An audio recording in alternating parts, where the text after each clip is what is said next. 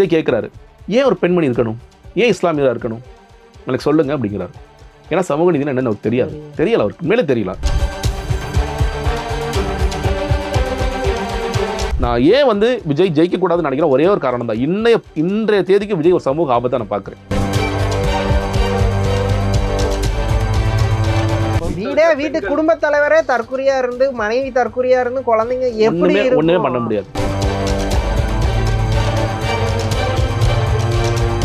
இந்த தேர்தல் முடிந்த உடனே உண்மையிலேயே நம்ம வந்து ஜனநாயகம் நம்ம வந்து மதிப்பு கொடுக்கணும், அதெல்லாம் இல்ல. தற்கொலைகள் பர்சன்டேஜ் என்ன?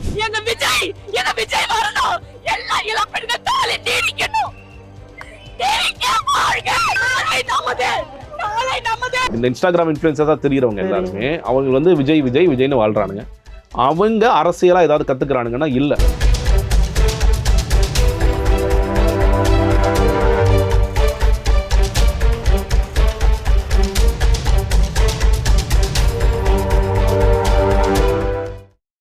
கனவு கரியருக்கு ரைட் டெஸ்டினேஷன் தேடுறீங்களா? அதுக்கு நீங்க சூஸ் பண்ண வேண்டியது சேரன் குரூப் ஆஃப் இன்ஸ்டிடியூஷன்ஸ் தான். கோயம்புத்தூர்ல SMS arts and science and Cheran health science, காங்கேயம்ல Cheran arts, Cheran women's college, Cheran college of டெக்னாலஜின்னு எல்லாமே ஒரே ட்ரஸ்டட் இன்ஸ்டிடியூஷன்ல. Admissions open. கால் 7708441116. வணக்கம் நேர்களே, நான் உங்கள் கார்த்திக். நம்முடைய சிறப்பு நேர்காணலில் அரசியல் விமர்சகர் ஜெகதீஸ்வரன் இணைந்திருக்கிறார். அவரிடம் விரிவாக பேசலாம். வணக்கம் சார். வணக்கம் சார். போஸ்ட் எலெக்ஷனா பார்க்கும்போது இப்போ விஜய் எடுக்கக்கூடிய வாக்கு சதவீதம் வந்து தமிழ்நாட்டு அரசியல்ல என்ன மாதிரியான தாக்கத்தை கொடுக்கும்னு நீங்க பாக்குறீங்க? இன்னைக்கு இப்ப வந்து புதிய வாக்காளர்கள் வந்திருப்பவர்கள் சொல்ல போனா அதை தாண்டி பெரியவர்களும் வாக்களித்திருக்கிறார்கள். நீங்க இது கூட எவ்வளவு தூரம் கேரண்டியா பெரியவர்கள் வாக்களித்திருக்கிறார்கள், சீனியர் சிட்டிசன்ஸோட பேர் வாக்களிச்சிருக்காங்க, மிடில் ஏஜ் அப்படிங்கிற நம்ம கேரண்டியா சொல்ல முடியாது. பட் ஃபர்ஸ்ட் டைம் ஓட்டர்ஸ் இல்ல வந்து 18 to 25 நிறைய பர்சன்டேஜ் போயிருக்க வாய்ப்பு, 40% போயிருக்க வாய்ப்பு இருக்கு. ஆனா நீங்க அடுத்து நடக்க போகின்ற பாராளுமன்ற தேர்தலில் இன்னைக்கு யாருக்கெல்லாம் 16 வயசு 15 வயசு ஆயிருக்கோ அவெல்லாம் உள்ள வர போறான். நீங்க அடுத்து நடக்க போன 2031 சட்டமன்ற தேர்தலில் கிட்டத்தட்ட ஒரு இன்னைக்கு 13 வயசு இருக்கிறவங்க எல்லாரும் உள்ள வர போறாங்க. இன்னும் சொல்ல போனா காத்துட்டு இருக்காங்க, எப்ப எங்க அண்ணன் விஜய் நான் ஓட்டு போடுவேன். எங்க வீட்டு முதல்கூட சொல்றேன், வீட்டுல உள்ள குழந்தைங்க முதல் தவிக்கிறாங்க. ஏன் எனக்கு ஓட்டு இல்ல, எனக்கு ஏன் இந்த வாக்குரிமை இல்ல அப்படிங்கிற அளவுக்கு இன்னைக்கு. ஏன்னா அது ஓட்டு இல்லைன்னு தான் தெரியுமே தவிர அதை தாண்டி அந்த குழந்தைக்கு எதுவும் தெரியாது. தப்பு இல்லை, ஏன்னா விஜய்க்கே ஒண்ணு தெரியாத அந்த குழந்தை நம்ம என்ன பேச முடியும், அப்படி இருக்கு. அப்போ விஜய் எல்லா கட்சிகளுக்கும் பெரிய சவாலாக மாறுவார்.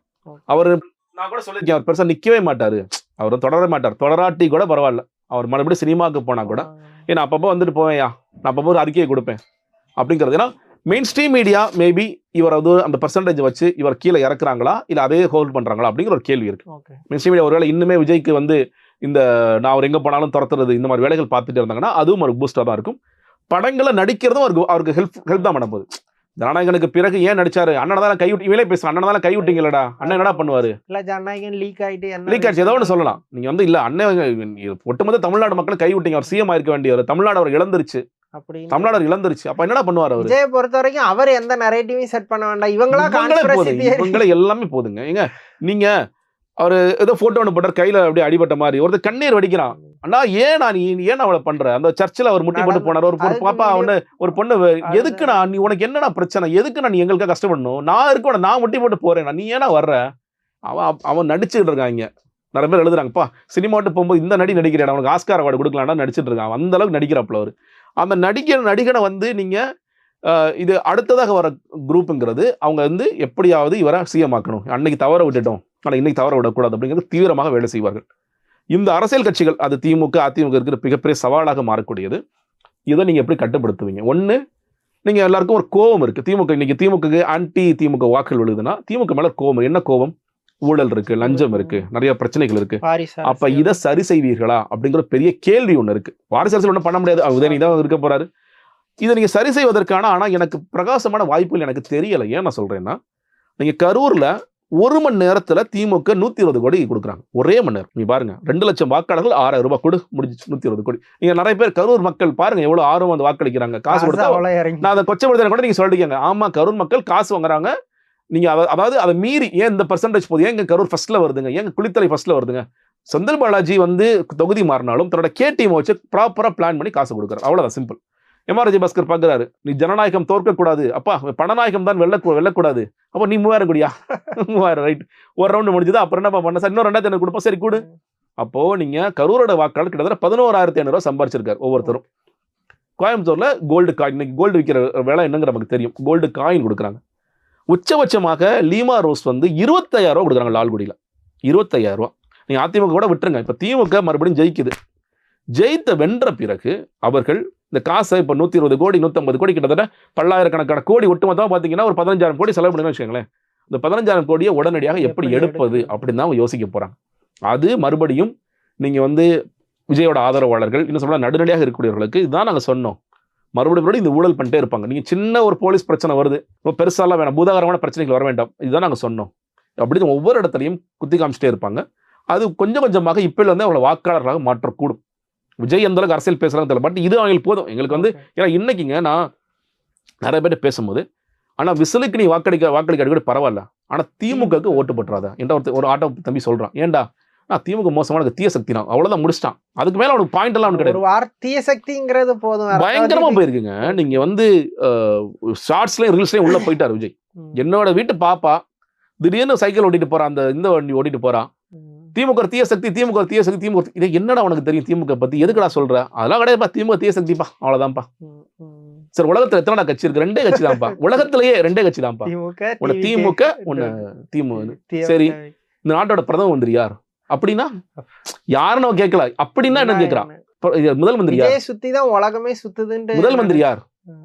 இந்த நாட்டோடைய குடியரசுத் தலைவர் யார்? குடியரசுத் தலைவர் அப்படின்னா யாரு?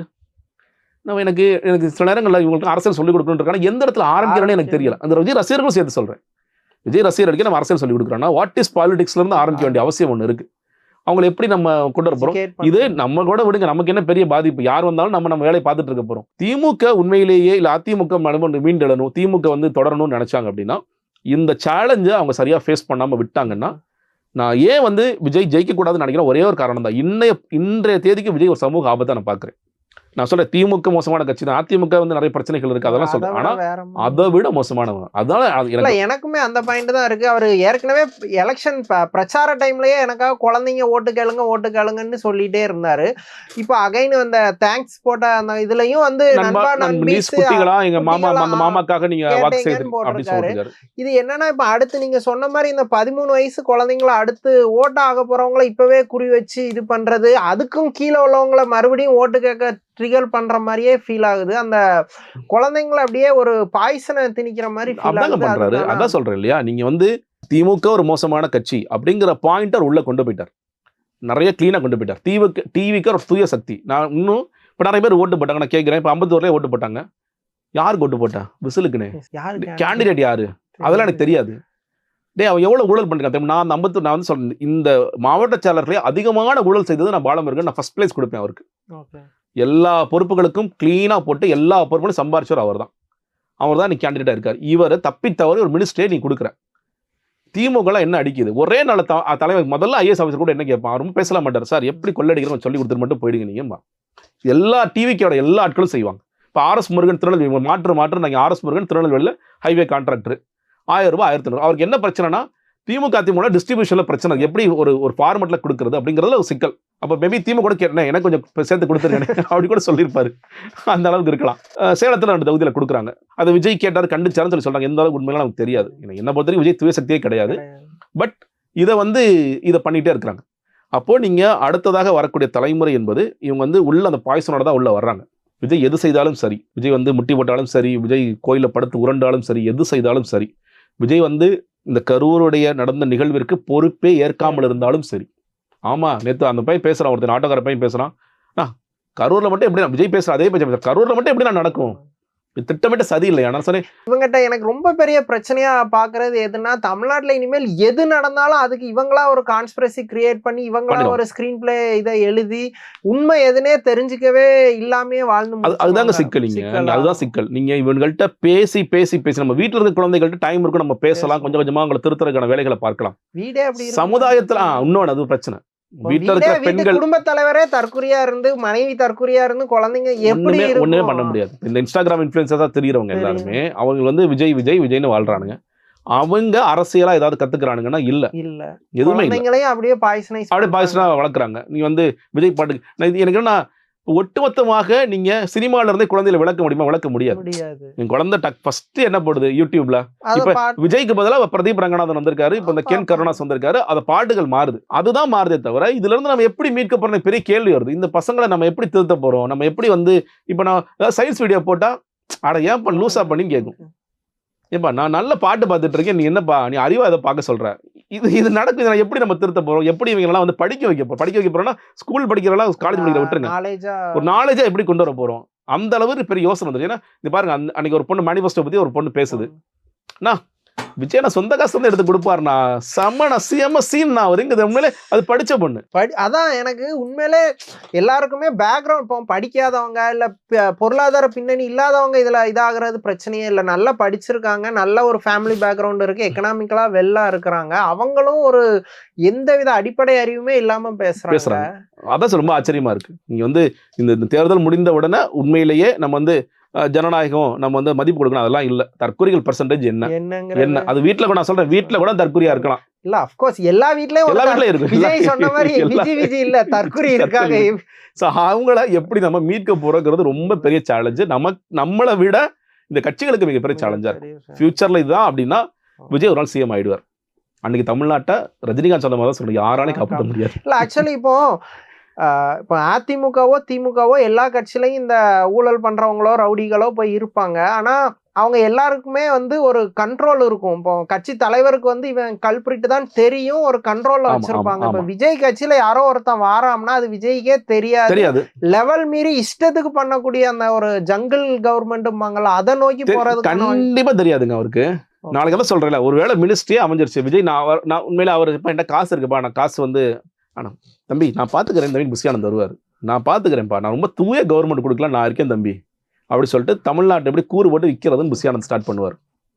டி நகர்ல எத்தனை கடையை தூக்கலாம், எத்தனை வீட்டை தூக்கலாம், இந்த வேலையை பார்ப்பாங்க அவங்க. அந்த அளவுக்கு இவங்க போவாங்க. விஜய்க்கு எதுவுமே தெரியாது, விஜய் என்ன நடக்குது ஏன்னா விஜய் அப்பையும் வந்து நியூஸ் பார்க்க போறது கிடையாது. அப்பயும் யாராவது ஆளை வச்சுக்கிட்டப்பா என்னப்பா நல்ல செய்தியா காதல ஓது, ஒருவேளை தப்பி தவறி நடந்துருச்சுன்னா சொல்றேன். யாரும் வந்து நாளைக்கு சார்ட்ட போய் நீங்க நல்ல விஷயத்த மட்டும் தான் சொல்லணும், நீங்க வந்து ஆட்சிக்கு எதிரான விமர்சனம் சொல்லிடக்கூடாது. விஜய் ட்விட்டர் பார்க்க போறாரா, சோசியல் மீடியா பார்க்க போறாரா? எனக்கு அதுதான் கொஸ்டின். உண்மையில அவர் வந்து அந்த அளவுக்கு கட்சிக்கும் கட்சி செயல்பாட்டுல இருந்து அவ்வளவு டிஸ்டன்ஸா இருக்கிறாரு. அவர் வந்து சிடிஆர் நிர்மல்குமார் சொல்லும் ஒரு அறிக்கை போட்டா அது ஒவ்வொரு விஷயமே வாசி ஒரு டவுட் கேட்டு அதுல அவருக்கு கன்வின்சிங் இல்லாட்டி அதை நீக்க சொல்லி தான் போடுவாருன்னு சொல்றேன். அதாவதுங்க, நான் இப்படிதான் நம்பினேன் ஒரு காலத்துல. நான் வந்து ஜான்ட்ட ஒரு ஸ்பெசிபிக் இஷ்யூக்கு நீங்க வந்து இதை போடுங்கன்னு சொன்னேன். பிரதர் தலைவர் ரொம்ப பிஸியா இருக்காரு பிரதர், இப்பெல்லாம் பண்ண முடியாது பிரதர்னாரு. அடுத்து 5-6 நிமிஷம் ட்வீட் வந்துச்சு. என்னங்க அப்படின்னு பார்த்தா ட்விட்டர் ஹேண்டில் பண்றது ஜான், விஜய் இல்ல. சோ என்ன ட்வீட் போஸ்டா கூட விஜய்க்கு தெரியாது. நீங்க காலையில வந்துருச்சு, நீங்க பணியோருக்கு வாங்க, அது முடிஞ்சா ஏஐ போட்டோ போட்டுக்கலாம், முடியாட்டி மாலை போட்டுக்கலாம். இப்படிதானே விஜய் வாழ்ந்துட்டு இருக்காரு இன்னைக்கு வரைக்கும். அவர் என்ன யோசிப்பாரு, இது ஏன் பிறந்தநாள் நினைவுனால எதுக்கா மாலை போடணும், இது என்ன கல்ச்சர், இது விஜய் அப்படிதான் யோசிப்பாரு. ஏங்க எல்லாரும் இப்படி பண்ணிட்டு இருக்காங்க, இது எதுக்குங்க பண்ணணும்? ஏன்னா அவருக்கு தெரியல. மாத்தி நீ அது வேண்டாம் நினைச்சா நீ புது கல்ச்சரை ஒண்ணும் இல்ல. நீங்க இது நடந்துச்சு. இப்ப மேடையில வந்து 5 பேர்ல ஒரு பெண்மணி, அவங்க இஸ்லாமிய சமூகத்தை சேர்ந்தவர்கள். விஜய் கேட்கிறாரு, ஏன் ஒரு பெண்மணி இருக்கணும், ஏன் இஸ்லாமியரா இருக்கணும், எனக்கு சொல்லுங்க அப்படிங்கிறாரு. ஏன்னா சமூக நீதினா என்னன்னு அவருக்கு தெரியல, அவருக்கு மேலே தெரியல, சுத்தமா தெரியல. அப்படி தெரியாத ஒரு நபர் தான் நீ என்ன சொல்றாரு, நான் வந்து ஆத்துக்குள்ளேயே போய் அணையெல்லாம் பார்த்துட்டு வரேங்கிறாரு. அதோடதான் ஏங்க நீங்க பேசுறீங்க? நான் ரொம்ப சாதாரணமான விஷயங்கள் நீங்க பேசுங்க. எவ்வளவு ஒண்ணு இல்லை, நீங்க உத்தேச பட்டியல ஒண்ணு போட்டிருக்கானுங்க, அதுல வந்து என்னென்னலாம் வாய்க்கு வருதோ ஏதோ போட்டு வச்சிருக்கானுங்க, சம்பந்தம் இல்லாம உத்தேச பட்டியல போட்டு வச்சிருக்கானுங்க. அந்த அளவுக்கு தான் டிவிக்கில இருக்கிறவங்க நாலேஜ் இருக்கு. விஜய்க்குமே வந்து ஒரு பெரிய பார்வை இருக்கான்னு கேட்டீங்கன்னா, அரசியல் குறித்த பார்வையில் உண்மையிலே விஜய் நான் அட்லீஸ்ட் இப்போ நான் கத்துக்கிறேன், ஒருவேளை தப்பி தவறி 2 தொகுதியிலே ஒரு ஜெயிக்கிறான்னு வச்சுக்கோங்களேன். எனக்கு தெரிஞ்ச விஜய் உள்ள போனாருன்னா சிக்கிவார், ரொம்ப சிக்கிவார். நீங்க ரேக் பண்ணி அனுப்பிச்சிருவாங்க, கண்டிப்பா பயங்கரமா ரேக் பண்ணுவாங்க. 2 கட்சி சேர்ந்து ரேக் பண்ணுவாங்க விஜய. அங்க போய் வேறெல்லாம் பேசிட்டு இருக்க முடியாது. நீங்க மொத்த ஆளை சிக்கனான்னு வச்சுக்கோங்களேன். எனக்கு தெரிஞ்ச விஜய் போக மாட்டார் மோஸ்ட்லி. நான் என்னைக்கு வந்து நான் நிறைய பேரோட வரேன்னா அன்னைக்கு தான் வருவேன் அப்படி கூட சொல்லிட்டு விஜய் எஸ்கேப் ஆகலாமே தவிர, நீ கலைஞெல்லாம் கையெழுத்து போட்டு போனார் அந்த மாதிரி போகலாமே தவிர நான் உள்ளே போக மாட்டேன். பதவியேற்போட எனக்கு முடிஞ்சிருச்சுப்பான்னு கூட சொல்லக்கூடிய வாய்ப்புகள் இருக்கு. இன்னும் சொன்னா அவரோட க்ளோஸ் சர்க்கிள் என்ன சொல்லுவாங்க, சார் தனியாக போய் சிக்கிறாதீங்க சார். எப்படி நீங்க சப்போஸ் 2 ஜெயிச்சிங்கன்னா ஒன்று ரிசைன் பண்ணணும், 2 ரிசைன் பண்ணிடுங்க, தேவையில்லாம நீங்க பண்ணாதீங்க அப்படின்னு கூட அவங்களே கூட யோசிக்கலாம். ஏன்னா உள்ள போனா என்ன பேசணும் சட்டமன்றத்தை, ஏன்னா இங்க இருக்கும் போது ஒருத்தர் ஸ்கிரிப்ட் எழுதி கொடுப்பாரு, படிச்சிடலாம், நீங்க வாசிக்கலாம், அதே கூட தப்பி தவறி நீங்க வாசிக்கலாம். உள்ள போன பிறகு நீ என்ன என் தொகுதி சார்ந்த என்னென்ன கேள்வி கேட்கணும்னு எனக்கு தெரியாது, அதுக்கு ஒரு பதில் சொல்லிட்டார் அமைச்சர். ஓகே ரைட், ஒரு கேள்வி கூட எழுதி கொடுத்துட்டாங்க ஒரு ஆள் வச்சு. சார் பெரம்பூர்ல இந்த பிரச்சனை இருக்கு, பெரம்பூரில் பாலம் எப்பொழுது வரும்? ஓகே, இந்த பாலம் வந்து இந்த பாலத்திற்கான திட்ட மதிப்பு இவ்வளவாக இருக்கிறது, ஆனால் இப்பொழுது செய்ய முடியாதுன்னு கேட்டா துணை கேள்வி நீங்க கேட்கறதுக்கு உரிமை இருக்கு. ஜான், ஏதாவது துணை கேள்வி கேட்கலாமான்னு ஃபோன் பண்ண முடியாது, நீங்க அது பண்ணவே முடியாது. என்ன பண்ணுவீங்க நீங்க? இல்ல இவங்க ரேக்கே பண்றாங்க, விஜய் வச்சுட்டு ஏதோ ரேக் பண்றாங்க 2 பேரும். என்ன பண்ணுவீங்க நீங்க? எதிர்க்கட்சி தலைவரும் முதல்வர் சேர்ந்து ரேக் பண்றாங்க, நம்ம ரேக் பண்ணலாமா ரேக் பண்றாங்க, என்ன பண்ணுவாரு? ஓடுவார வெளியே. வீராசமா நீங்க வந்து அறிக்கை கொடுக்கலாம், அப்ப நீங்க பேச மாட்டீங்க. அறிக்கை வேணா கொடுக்கலாம், என்ன ரேக் பண்றாங்க ரொம்பன்னு. அதுதான் என்ன பண்ண முடியும்? அப்ப அதை நீங்க கத்துக்கிட்டே ஆகணும். நீங்க உண்மையிலேயே அந்த களத்துல நிக்கணும்னு நினைச்சீங்கன்னா உங்களுடைய கொள்கை தலைவர்ல இருந்து நீங்க ஆரம்பிங்க. பெரியார் என்ன பண்ணார், பெரியாரோட புத்தகங்கள் என்ன, அம்பேத்கர் சரி படிக்க முடியலையா, இதுல பாடல போட்டு கேளுங்க. இப்போ வண்டியில போகும்போது கார்ல கேளுங்க. எனக்கு ரெகுலரா ஒரு காலையில 1 hour நைட் 1 hour நியூஸ் பார்த்து பேப்பரை கொஞ்ச நேரம் வாசிச்சாலே பண்ணாலே போதுங்க. அது பண்ணாலே போதுங்க. அது பண்ணாலே போதுமே. அதுவே செய்ய மாட்டேங்கிறார் விஜய். எனக்கு சிக்கலே அதானே. என்ன நடக்குது ஊர்ல, நாட்டுல என்ன நடக்குது எதுவுமே தெரியாம less minimum effort less minimum ஒர்க்குன்னு ஒரு விஷயம் உண்டு. அது கூட அவரு ரெடியா இல்ல, ஸ்பெண்ட் பண்ண ரெடியா இல்ல. அவர் இன்னும் சொல்ல போனா இந்த கேம்பெயின்ல நிறைய எப்படி அப்ப எந்த பேப்பர் என்னை கொடுக்குற அந்த பேப்பரை நான் ஒழுங்கா பாக்கெட்ல வச்சுட்டு போகணும், இதுவளதான் அவருக்கு மேக்ஸிமம் இருந்திருக்கும். அதை தாண்டி ஒரே ஸ்கிரிப்ட் தான் எல்லா இடத்துலயும். தூய சக்தி டிவிக்கே ஒரு முக்காவாசி பேசவே இல்லை. ஃபர்ஸ்ட் 2 நாள் பேசினாரு, கடைசி ஒரு 20 நிமிஷம் பேசி கடைசி நாள் மட்டும் ரொம்ப மனப்பாடம் பண்ணி இதெல்லாம் நம்ம பேசணும், கையை தூக்கி நம்ம கும்பிட்டு ஏதாவது பண்ணணும், ஒரு குரல் வித்தை காமிக்கணும், நிறைய அதுதான் பண்ணிட்டு வந்தாரு. தவிர அவர் இன்னொன்னு இயல்பாக எப்பொழுது பேசணும், யாராவது எழுதி கொடுப்போம் மனப்பாடம் பண்ணி அதை அந்த இடத்த விட்டு முதல்ல வாங்க, அந்த மோட விட்டு வாங்க. தப்பா பேசிட்டு போயிருக்கலாம், பேசுங்க அவ்வளவுதான். மக்கள் தான் ஏத்துக்கிறான் வந்துட்டீங்க, அப்புறம் என்ன எதுவுமே பண்ணாதப்ப ஏத்துக்கிட்டவங்க தப்பா பேசினா என்ன சொல்ல போறோம். அதுக்கு முட்டு கொடுக்கறதுக்கு இங்க 1000 பேர் இருக்காங்க, 1000 பேர் இருக்காங்க. அப்ப இயல்பாக பேச ஆரம்பிங்க, நாட்டுல என்ன நடக்குதுங்கிறத கவனிங்க. அதெல்லாம் செஞ்சீங்கன்னா விஜய்க்கு ஒரு வாய்ப்புகள் இருக்கிறது. பட் அதே சமயம் இதுல இருந்து உங்களை காப்பாற்றணும்னா திமுகவும் அதிமுகவும் கடுமையா, நாம் தமிழரும் சேர்த்தே சொல்றேன், கடுமையாக வேலை செய்ய வாய்ப்புகளும் இருக்கிறது. அவங்க தன்னை மீள் பரிசீலனை பண்ணணும், ரொம்ப பண்ண வேண்டிய அவசியமும் இருக்கும். சார் இப்போ எனக்கு ஆக்சுவலி டிஎம்கே கண்டிப்பா ஆட்சிக்கு வந்துடும், அதுல எந்த டவுட்டுமே இல்லை. இன்னொன்னு ஒருவேளை வரலன்னா கூட அவங்களுக்கு கட்சியா ஸ்ட்ராங்கா இருக்கு, அடுத்த கட்ட லீடர்ஸ் இருக்காங்க, 2ஆம் கட்ட தலைவர்கள்லாம் இருக்காங்க, பல தோல்வியில இருந்து மீண்டு வந்த ஒரு கட்சி. அவங்களோட எதிர்காலத்தை பத்தி உண்மையில எனக்கு எந்த சந்தேகமும் இல்லை. ஆனா பேரலி எனக்கு அதிமுகவோட எதிர்காலத்து மேல ஒரு பெரிய சந்தேகமே வந்துடுச்சு. ஏற்கனவே அது ஒரு மாதிரி டவுனிங் பேஸ்ல இருக்கும்போது விஜய் இந்த அளவுக்கு ஓட்ட பிரிச்சாருன்னா அதிமுகவோட எதிர்காலம் எப்படி இருக்கும்? எனக்கு டவுட் என்னங்க, யார் இதை சேலஞ்ச் பண்ணணும்னு ஒரு பெரிய கேள்வி இருக்கு. ஏன்னா நீங்க சேலஞ்ச் பண்ற ஒருத்தரா கட்டம் கட்டி வெளியே அனுப்புறீங்க. நீங்க வந்து செங்கோட்டையன் கட்டம் கட்டி அனுப்புறீங்க, நீங்க முன்னாடி பெங்களூர் புகழேந்தி போன்றவர்கள் இருந்தாங்க, நிறைய பேர் இருந்தாங்க, எல்லாத்தையுமே கட்டம் கட்டி காலி பண்ணிட்டு ஓபிஎஸ் பண்ண எல்லாத்தையும் பண்றீங்க. சசிகலா இப்ப வெளியே இருக்காங்க, டிடி தினகரன் இப்ப கூடவே இருக்காரு. இது யார் சேலஞ்ச் பண்ண போறது? இப்போ செங்கோட்டையன் சொன்ன தருணம் சரியான தருணம். ஒரு 6 மினிஸ்டர்ஸ், வேலுமணி, தங்கமணி, மற்றவங்களாம் சேர்ந்து 6 பேர் சேர்ந்து ரிவோல்ட் பண்ணிருந்தாங்கன்னா எடப்பாடிக்கு வழி இல்லை, இறங்கிதான் ஆகணும். ஆனா என்ன பண்ணிட்டாரு, செங்கோட்டையன் போனா போயிட்டு போறாருப்பா, நம்ம இருக்கலாம்ப்பான்னு சொல்லி வந்துட்டார். அப்போ ஒரு தோல்வி 11ஆவது தோல்வியான வருதுன்னு வச்சுக்கோங்களேன், 10 தோல்விங்கிற 11ஆவது தோல்வியா வருதுன்னா இந்த தோல்வி எதிர்த்து ரிவோல்ட் பண்ண போறது யார் அப்படிங்கிற பெரிய கேள்வி. ஏன்னா இவர் வந்து பொதுக்குழுல தீர்மானங்கள்லாம் போட்ட மூலியமாக தான் மட்டுமே பொதுச்செயலாளர் இருக்க மாதிரியான சில சட்டத்திட்டங்களை உருவாக்கி வச்சிருக்காரு. அதை சேலஞ்ச் பண்றதுக்கு யார் இப்போ இவர் யார் முன்மொழிவாங்க, புதுசாக வரவங்கள இந்த ரிவோல்ட் நடக்குமா நடக்காதா அப்படிங்கிற பல கேள்விகள். இல்லை சசிகலா ஏதோ பெர்சன்டேஜ் எடுத்து நான் ரிவோல்ட் பண்றேன் ஏன் கீழே எல்லாம் வாங்கன்னு சொன்னா ஒத்துக்குவாங்களா நமக்கு தெரியல. இல்லை ஓபிஎஸ் மறுபடியும் உள்ள போற, அவர் போக மாட்டார். செங்கோட்டையன் இல்லப்பா எனக்கு இங்கே பிரேக் முடிஞ்சிருச்சு, நான் மறுபடியும் கட்சிக்கு வர்றேன், நான் வந்து உங்களை மீட் எடுக்கிறேன்னு சொல்லுவாரா? அவர் சொல்லல. எடப்பாடி பழனிசாமி என்னை பொறுத்த வரைக்கும் அவர் ஒரு என்ன ஸ்டேஜ் வந்துட்டார்னா, நம்ம எதிர் தலைவராக தான் இருக்க போறோம், நமக்கு அவருக்கு நிச்சயமாக தெரிஞ்சிருக்கும் எதிர் தலைவராக தான் இருக்க போறோம், நம்ம அந்த கட்சியை வந்து கைப்பற்றிட்டே இருப்போம் கடைசி வரைக்கும் அப்படிங்கிற ஒரு இடத்துக்கு நகர்ந்துட்டாருன்னு சொல்லித்தோம். அதனால அதை ரிவோல்ட் பண்ணாமல் எப்படி நம்ம பாதுகாப்பாக வச்சுக்கணும். நம்ம வந்து இப்போ 4 வருஷம் 5 வருஷம் பண்ணிட்டு இருக்கோம் கிட்டத்தட்ட. இப்போ ஆமாம் அது தாண்டியே பண்ணிட்டார் இல்லையா, 9 வருஷம் பண்ணிட்டார். அப்போ அதை எப்படி நம்ம மெயின்டைன் பண்ணி சஸ்டெயின் பண்ணணும் அப்படிங்கிற ஒரு இடத்துல மட்டும் தான் எடப்பாடி யோசிக்கிறார். கட்சியோட தொண்டர்களாக இருப்பவர்கள், கட்சியில உண்மையிலே தலைவர்களாக, கட்சியை உண்மையிலே நேசித்து ஜெயலலிதா சொன்ன மாதிரி இது மறுபடியும் ஆட்சிக்கு வரணும், ஒரு 100 ஆண்டு காலம் இந்த கட்சி இருக்கணும்னு யாருக்காவது உண்மையிலும் விருப்பம் இருந்தால் அவங்க ரிவோல்ட் பண்ணணும். அது நடக்குமான்னு எனக்கு சந்தேகமாக தான் இருக்கு. ஏன்னா அவங்களுடைய பேட்டர்ன் நம்ம தொடர்ச்சியாக பார்க்கும்பொழுது லீடர்ஷிப் யார் வந்தாலும் ஏத்துக்கக்கூடிய நிலைமையில இருக்காங்க. அவங்களுக்கு பெரிய எனக்கு எப்பயுமே 2ஆம் கட்ட தலைவர்கள்னு ஸ்ட்ராங்கா இல்ல. அதான் சொல்றேன், நீங்க நிறைய வேலைகள் பார்க்க வேண்டிய அவசியம் இருக்கு. இந்த ரிவோல்ட் நடக்குமாங்கிறது நான் சொல்ல மறுபடியும் பேசு பொருளாகும், டிபேட்ஸ் ஆகும், விவாதங்களாகும், வாதங்களாகுமே தவிர உண்மையிலேயே அவர் ரீப்ளேஸ் பண்றதுக்கு இங்க பெரிய அளவில் உள்ளுக்குள்ள நடக்குதா அப்படின்னு கேட்டீங்கன்னா அது நடக்காமல் இருக்கிறது. இப்ப நீங்க ஒருவேளை இந்த மினிஸ்டர்ஸா இருக்கவங்க ஜெயிச்சாலும் சரி தோற்றாலும் சரி அவங்க எல்லாரும் சேர்ந்து இல்லைங்க போதும் லீடர்ஷிப் கிரைசிஸ் நம்மள்ட்ட இருக்கு, நம்ம ஜனநாயக பூர்வமாக புதுசா ஒரு ஆளை தேர்ந்தெடுப்போம் அப்படின்னு சொல்லி வந்தாங்கன்னா அது வெகு புத்துணர்ச்சி பெறலாம். பல ஆட்கள் கூட வெளியே போனலாம் வாங்கிட்டு கூட உள்ள கூட கூப்பிடுவோம், எல்லாத்தையும் கூப்பிடுவோம். அப்படிதான் சொன்னா நடக்கக்கூடிய வாய்ப்புகள் இருக்கு. அது இல்லாமல் நடக்குமாங்கிறது தெரியல. தினகரன் மேல எனக்கு சின்ன ஒரு நம்பிக்கை என்ன இருக்குன்னா, தோத்துட்டா அவர் அப்படியே யூட்டர்ன் அடிச்சு எல்லாத்துக்கும் காரணம் எடப்பாடி தான் பேசினா ஒருவேளை ரிவோல்ட் நடக்குமோ அப்படிங்கிறது எனக்கு தோணுது. இல்ல ஆமா, அவர் கம்பேரிட்டிவ்லி அவர்கிட்ட ஒரு கெப்பாசிட்டி இருக்கு. நீங்க சொல்ல அவரும் தலைவர் ஆகணுங்கிறது இல்ல, அட்லீஸ்ட் ரிவோல்ட்டை துவங்கி வைப்பாரா. வெளியே தான் இருக்கேன், பட் ஆனா எனக்கு இன்னைக்கு வந்து அதிமுக ரொம்ப நான் உள்ள வந்தது ஜெயிக்குங்கிற நம்பிக்கையில வந்தேன், ஆனா அது ஜெயிக்கல. அப்படிங்கும் போது அவர் தான் செய்யறாரா அப்படின்னு கூட பார்க்கலாம். ஓகே, தமிழ்நாடு எப்பவுமே ஒரு போலார் பாலிடிக்ஸ்ல இருந்துச்சு. இனிமேல் அப்படி இல்லாம 3 கார்னர் ஃபைட்டா இருக்குமா, அல்லது ஏடிஎம்கேவை டிவிகே ரீப்ளேஸ் பண்ணுமா, நீங்க எப்படி பாக்குறீங்க? இல்லைங்க, இது இந்த தேர்தலிலே சொல்றேன் இல்லையா, இப்போ அதிமுகவுடைய பெர்சன்டேஜ் தான் நிறைய எடுக்கக்கூடிய வாய்ப்புகள் இருக்கிறது. இது ஒருவேளை டிவிக்கு நான் 15 கொடுக்குறேன், 15 சில பேர் 20 எல்லாம் கொடுக்குறாங்க, 1 கோடி வாக்கள் ஒன்று சொல்லி சொல்றாங்க. அது ஏற ஏற ஏற யாருடைய வாக்களை பிரித்திருப்பான்னு கேட்டீங்கன்னா அதிமுக கோர் ஓட்ஸ் தான் பிரிப்பார்.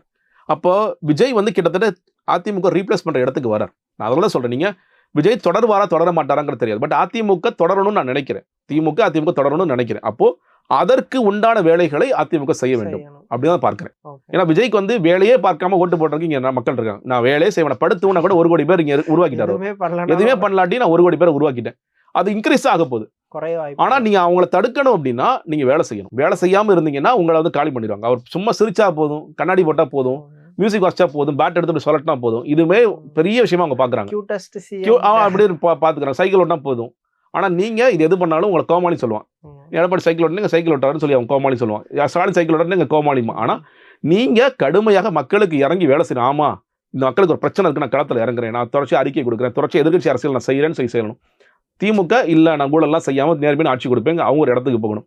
இது 2 பேரும் செய்ய தவறினார்கள் என்றால் ஒண்ணுமே செய்யாம விஜய் மேலேறி வருவார். ஃபைனல் கொஸ்டின் சார், ஆக்சுவலி இந்த எலெக்ஷன்லயே வந்து விஜய் எதிர்பார்த்த மாதிரி காங்கிரஸும் விசிகாவும் அலைன்ஸ்க்கு வந்திருந்தால் ஐ திங்க் ரிசல்ட்டே வேற. டிஎம்கேவும் பெரிய பாதிப்பை சந்திச்சிருக்க வாய்ப்பு இருக்கு, பட் அவங்க இந்த வாட்டி ஹோல்ட் பண்ணிட்டாங்க. பட் அப்கமிங் எலெக்ஷன்ல விசிகே காங்கிரஸ் மாதிரியான ஃபோர்ஸஸை விஜய் இழுக்கிறதுக்கான வாய்ப்பு இருக்கா? நிறைய வாய்ப்பு இருக்குங்க. நீங்க சொல்ற மாதிரி ஸ்டாலின் அந்த உணர்ந்த காரணத்தினால் தான் காங்கிரஸ் வந்து தக்க வச்சுட்டா நினைக்கிறேன். ஸ்டாலினுக்கு தெரியும். ஏன்னா நான் போய் சொன்னேன் இல்லையா, ஆரம்பிக்கும் போதே சிறுபான்மை வாக்கள் 12% பிளஸ்ல ஆரம்பிக்கிறாங்க. நீங்க காங்கிரஸ் உடையுது.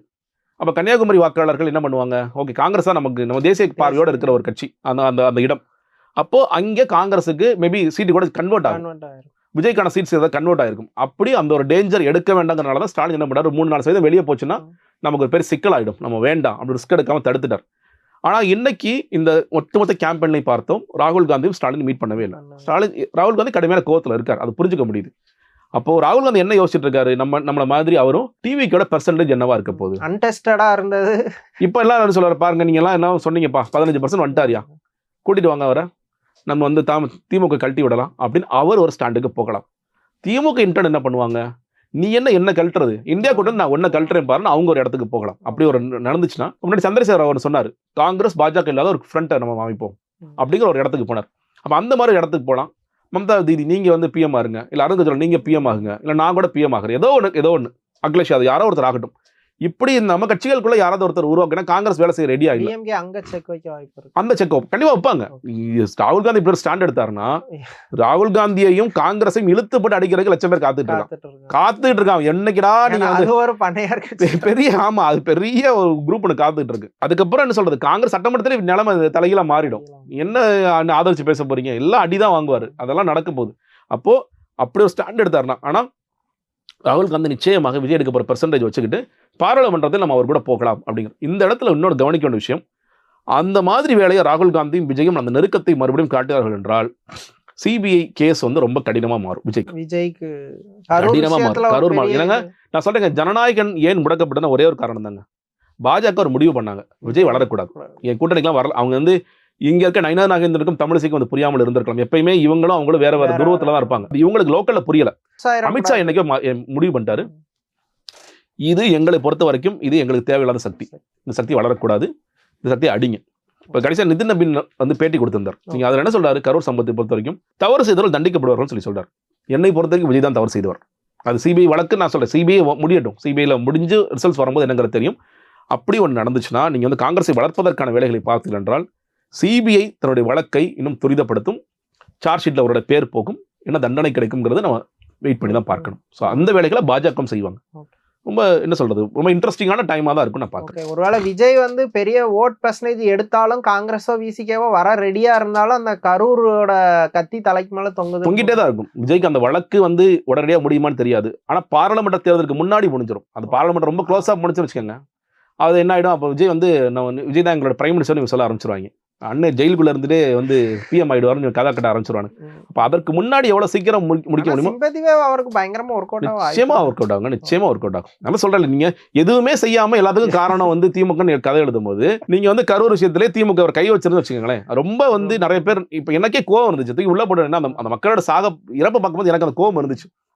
ஆனா ஒரு ஐஏஎஸ் ஆஃபீஸர் ஸ்டாலின் அவர்கள் சொல்லிருக்காரு, சார் வேண்டாம் சார், கை வைக்காதீங்க, கை வச்சீங்கன்னா பெரிய அளவுல சிம்பத்தி விவாதம் மாறும் சார், வேண்டாம் சொல்லி அந்த இடத்துல புத்திசாலித்தனமா தான் திமுக நடந்துட்டாங்க நான் சொல்லுவேன். கை வச்சதான் வச்சுக்கோங்களேன், இவங்கிட்ட போய் சொல்லி புரிய வைக்கவும் முடியாது, முடியவே முடியாதுங்க. இது பிளான் பண்ணி செந்தில் பாலாஜி கொலை பண்ணாரு, ஸ்டாலின் வந்து விஜய் தூக்கி உள்ள வச்சாரு, இப்படி ஒரு நரேட்டிவ் கொண்டு போயிருப்பாங்க. அதுல ரொம்ப கரெக்டா நடந்து அதை வந்து பண்ணிட்டாங்க. பட் இன்னுமே வந்து இப்ப என்னாச்சு, சிபிஐ என்ன பண்ணாலும் சிபிஐ பிரச்சனைப்பா. இவன் அப்ப என்ன சொல்லுவாங்க, ஸ்டாலின் தான் மோடிக்கு போனை போட்டு சிபிஐ மறைமுக கூட்டணியில அவர் தான் அரெஸ்ட் பண்ண சொன்னாரு, இல்ல கன்விக்ட் பண்ண சொன்னாரு, ஏதாவது சொல்லுவாங்க. அதெல்லாம் நடக்கக்கூடிய வாய்ப்புகள் இருக்கு. பட் ஆனா இது எங்க பிரச்சனை இல்லை, நான் கை கழுவிட்டோம், நீ என்னவோ பாத்துக்க அப்படிங்கிற இடத்துக்கு போயிடுவோம். ஓகே சார், தமிழ்நாடு அரசியல் குறித்து பல விஷயங்களை விரிவா பேசுனீங்க, ரொம்ப நன்றி.